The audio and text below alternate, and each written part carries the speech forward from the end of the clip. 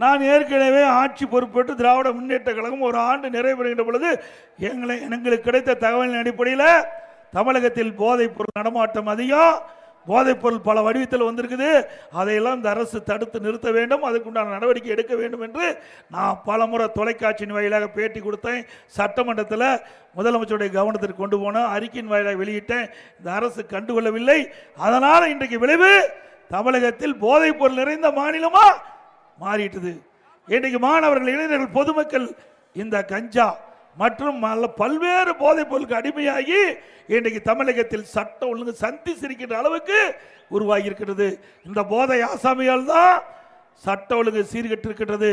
இன்றைக்கு எங்க பார்த்தாலும் கொலை, கொள்ளை, திருட்டு, வழிப்பறி, பாலியல் கொடுமை நடக்காதனாலே இல்லை. முதல்ல நீங்க தொலைக்காட்சி திறந்தா, பத்திரிகை திறந்தா தங்க என்ன நிலவரம், வெள்ளி என்ன நிலவரம் இருக்கும், இப்ப கொலை என்ன நிலவரம்னு வந்துடுது. அப்படிப்பட்ட ஒரு மோசமான ஆட்சி தமிழகத்தில் இன்றைக்கு நடந்து கொண்டிருக்கின்றதை நேரத்தில் என்னை பார்க்க வேண்டும்.